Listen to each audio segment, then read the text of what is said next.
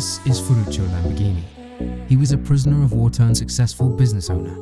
In 1963, when he went to get his Ferrari 250 GT fixed, Enzo Ferrari called him a farmer who didn't know anything about cars. Ferruccio Lamborghini then went on to start one of the most epic car companies in the world. Over the past 50 years, Lamborghini has firmly established itself as one of the most desirable and respected brands in the automotive industry. Lamborghini emerged from unlikely beginnings and has survived through great financial upheaval. In the process, Lamborghini has given the world some of the most insane and iconic cars in recent memory. And it all started after being told he was just a farmer by Enzo Ferrari.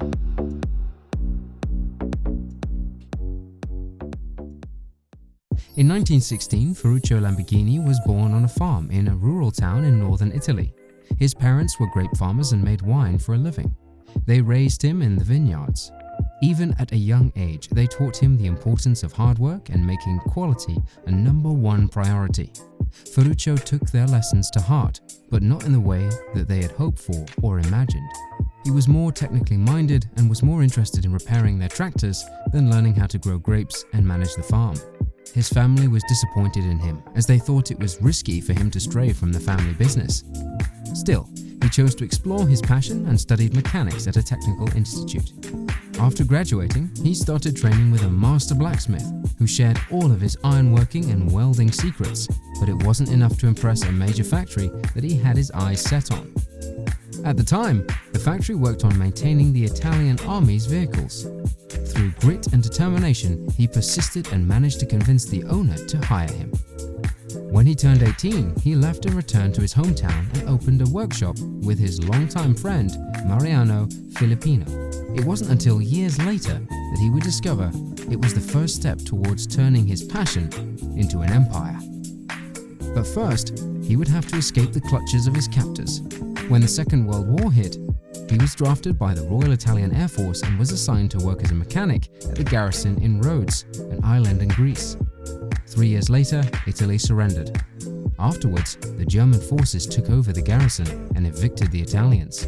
Ferruccio decided to stay and asked for permission to open up his own workshop. In 1945, the Allied forces arrived. They took everyone in the garrison as prisoners, including Ferruccio. When he was a prisoner of war, they discovered his technical aptitude. They got him to fix their vehicles and military equipment. 1 year later, they allowed him to leave.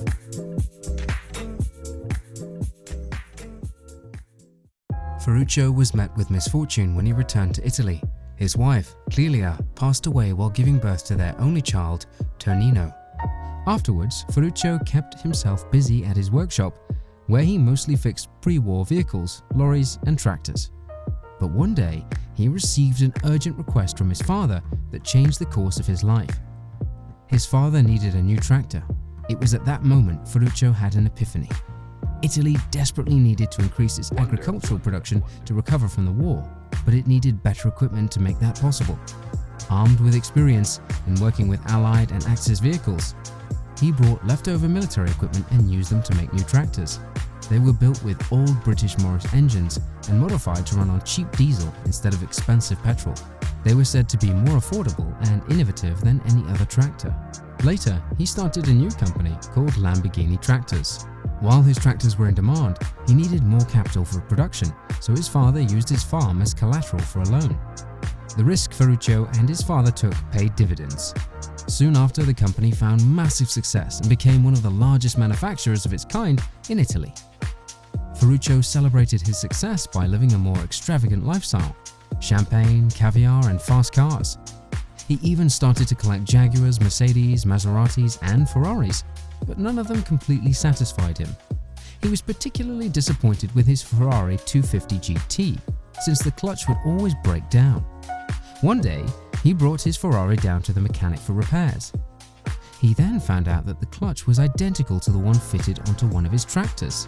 This didn't sit well with him, since he paid €10 for the clutch his tractor used and paid Ferrari €1,000 for the same part. Later, he decided to tell Enzo Ferrari, the founder of Ferrari, about the imperfections he found in his car, along with the clutches needing frequent repairs. They were considered too noisy and rough on the road. Ferruccio was just trying to give advice to Enzo on how to improve his car so it would drive better. But Enzo simply said, "You're a tractor driver, you're a farmer. You shouldn't complain about my cars because they're the best cars in the world." That infuriated Ferruccio, and he was determined to prove Enzo wrong.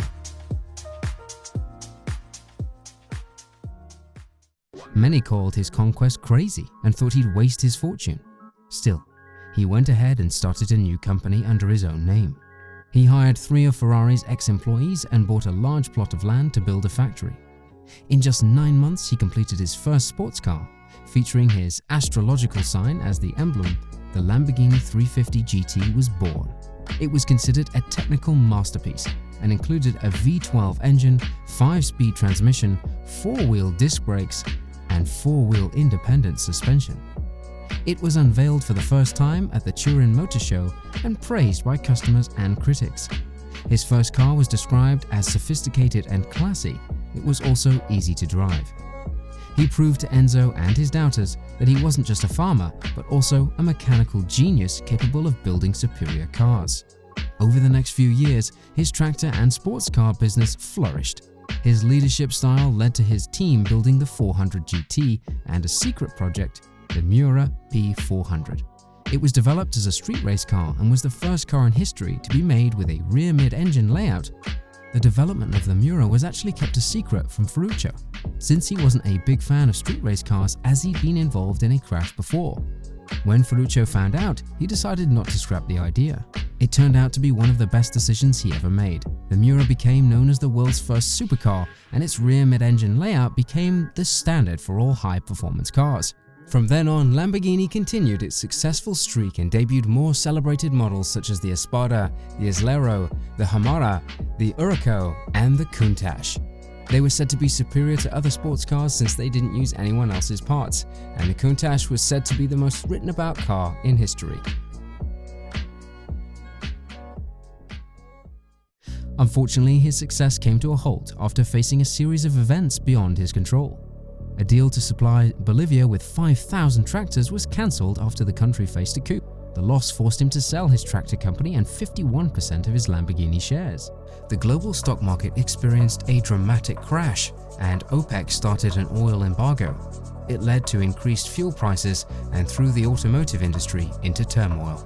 Ferruccio did his best to keep his business alive and managed to find buyers for his unsold tractors. Still, he decided to retire early and sold the remaining 49% of his Lamborghini shares. But he did keep a heating company that he owned and gave it to his son, Tonino. Later, Tonino pivoted towards building a successful fashion and luxury business under the family name. Meanwhile, the new owners of Lamborghini tried to revive its brand, but failed. Afterwards, the company was forced into liquidation. A few years later, the Italian government sold it for $3 million to 2 French billionaires. They hoped to renovate the old Lamborghini facilities and hire new engineers, but they ran out of money and sold the company to Chrysler. Chrysler made plans to import the brand into the US, but failed to make a profit, so they sold to the company Megatech, an Indonesian conglomerate. While they had more luck in making sales, it wasn't enough to weather the financial crisis in Asia. It was then that Audi bought the company and recognized the need for greater attention to processes and production quality. Under their leadership, Lamborghini was able to meet the challenges of the 21st century and took back its place in the market. With the release of the Murcielago, Gallardo, Aventador, Huracan, and the Urus, sales jumped across the world, especially in the US. In 2019, Lamborghini reported record sales and was valued at $11 billion. Lamborghini is still one of the most epic car brands in the world and has built some of the most iconic cars over the years. And it all started because Enzo Ferrari called Ferruccio Lamborghini a farmer. This is the story of how a prisoner of war turned his tractor business into a supercar empire. So, what can we learn from Ferruccio Lamborghini's success? There's a lesson in every story, and Lamborghini's is definitely an inspiring one. He went against his parents' advice to pursue his passion. He honed his mechanical and engineering skills and leveraged them to build his companies. But the most important lesson from Lamborghini's story is to use anger as motivation. He used Enzo's disrespect as motivation to build his car company. Driven to prove all his doubters wrong, he started a brand that has cemented his legacy and name in history. Thanks for staying till the end of this video.